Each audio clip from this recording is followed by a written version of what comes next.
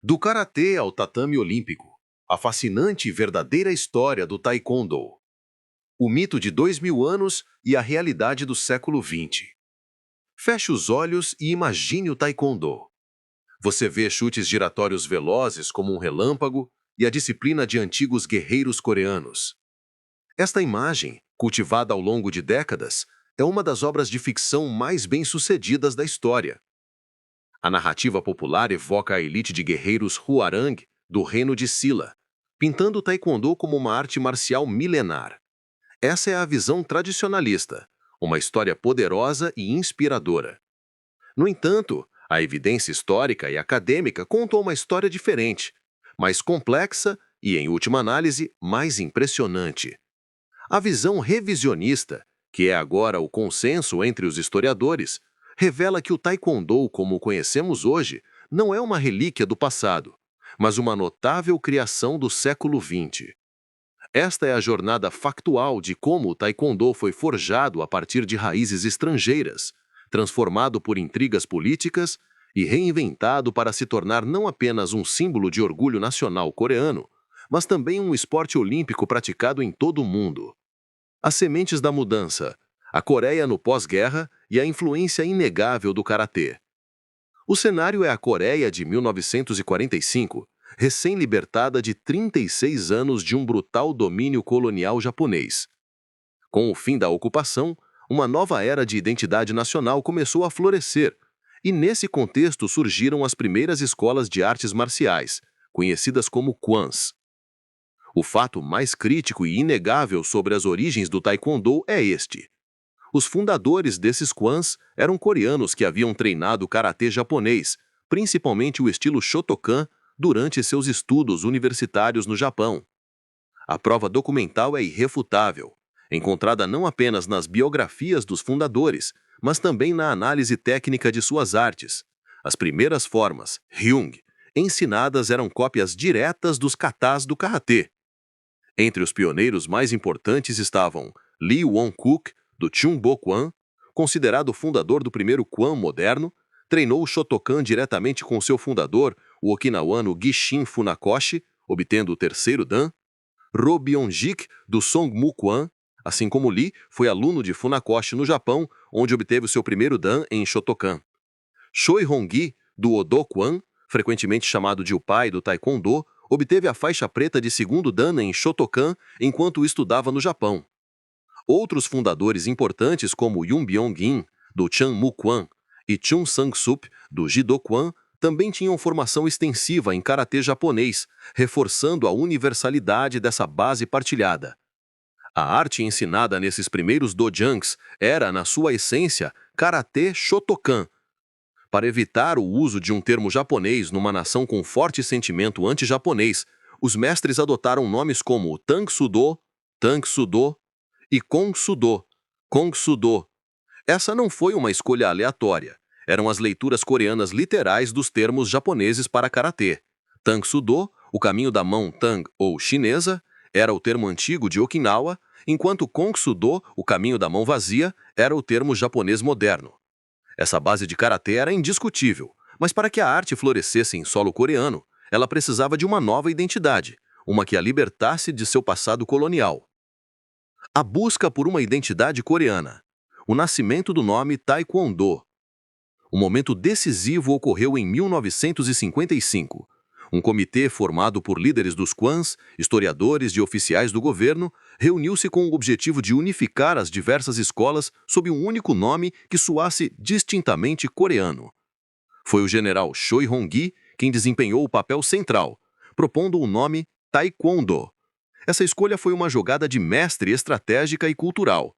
O nome não apenas se traduzia como o caminho dos pés e das mãos, mas crucialmente soava foneticamente semelhante ao antigo jogo de chutes e quedas folclóricos coreanos, o Taekyon. Essa semelhança deliberada criou uma ponte simbólica com uma tradição nativa, permitindo que a nova arte reivindicasse uma herança local e se distanciasse de suas origens japonesas. Essa mudança foi impulsionada por um catalisador político alguns anos antes. Em 1952, o presidente da Coreia do Sul, Syngman Rhee, testemunhou uma demonstração de artes marciais por oficiais do exército. Impressionado, ele erroneamente associou os chutes poderosos ao Taekwondo e, como resultado, pediu a unificação sob um nome coreano para promover a identidade nacional. Este não foi um erro inocente. Foi a faísca política que deu aos líderes dos Kwans o mandato de cima para baixo que eles precisavam para prosseguir com uma reformulação nacionalista. Uma arte dividida: política, exílio e Guerra Fria.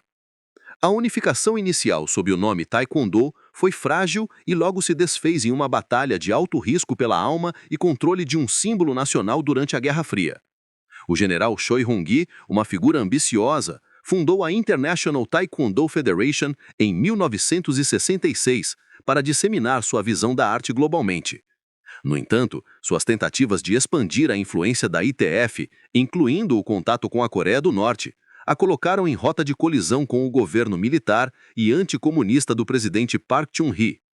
O conflito culminou no exílio de Choi para o Canadá em 1972, levando consigo a sede da ITF. A resposta do governo sul-coreano foi uma manobra estratégica imediata e decisiva para tomar o controle da narrativa. Para neutralizar a influência de Choi, o governo financiou e estabeleceu duas novas organizações rivais: o Kukkiwon, o Quartel-General Mundial do Taekwondo, inaugurado em 1972 como a Academia Nacional para a Padronização, e a World Taekwondo Federation, WTF, agora World Taekwondo, WT, fundada em 1973, projetada para ser o braço internacional e um instrumento de diplomacia cultural. Com o apoio estatal maciço, a WT promoveu ativamente uma narrativa histórica revisionista, uma tradição inventada que sistematicamente apagava as raízes do karatê. A razão para essa fabricação era profunda. Era uma necessidade psicológica de uma nação pós-colonial divorciar o taekwondo de sua ligação com o Japão e dar à Coreia um passado cultural legítimo. Lee Jung-woo, antigo vice-presidente do Kukkiwon, admitiu mais tarde com uma honestidade devastadora: não tínhamos nada de que nos orgulhar, então reivindicar uma origem antiga era uma fachada conveniente. Essa divisão e o apoio governamental empurraram o taekwondo da WT em uma nova direção, a de se tornar um esporte global. O caminho para as Olimpíadas. Com a missão de obter reconhecimento internacional, a WT focou em transformar o taekwondo de uma arte marcial para a autodefesa em um esporte de combate moderno, dinâmico e atraente para o público. 3 inovações principais foram cruciais para essa transformação, distinguindo-o do karatê e preparando-o para o estágio olímpico. Primeiro, criação de novas formas. Essa foi uma ruptura deliberada e completa com o passado. As antigas formas, Hyung, que eram cópias de kata de karatê, foram substituídas. Novas sequências como as séries Palgue e posteriormente Taegyuk foram desenvolvidas. Essas novas Ponsei, formas, foram desenhadas para refletir a filosofia, os símbolos e a história coreana, estabelecendo uma identidade técnica independente. O objetivo era claro, e no início dos anos 1970, a Korea Taekwondo Association tinha descartado completamente os katas de karatê. Apesar disso, mesmo assim, a semelhança da série Taegyuk do Taekwondo WT com as formas Heian ou Pinan do karatê japonês são inegáveis. Segundo, ênfase em chutes dinâmicos. O Taekwondo se especializou naquilo que se tornaria sua marca registrada: chutes altos, rápidos, giratórios e acrobáticos. Enquanto o karatê mantinha um equilíbrio entre técnicas de mão e pé, o Taekwondo fez do chute sua principal arma, criando uma identidade visual única, espetacular e perfeitamente adequada para a competição esportiva. Esse formato era ideal para o público e para a avaliação dos júris. Essa jornada de esportivização foi um sucesso retumbante. O taekwondo foi apresentado como esporte de demonstração nas Olimpíadas de Seul em 1988 e finalmente fez sua estreia oficial nos Jogos de Sydney em 2000, cimentando seu status global. Conclusão: o legado do taekwondo, uma herança reinventada com sucesso. A história do taekwondo não é a de uma arte antiga preservada ao longo dos milênios, mas sim de uma notável criação moderna, nascida do karatê japonês e forjada nas complexidades políticas da Coreia do pós-guerra. Reconhecer suas verdadeiras origens não diminui seu valor. Pelo contrário, revela sua genialidade.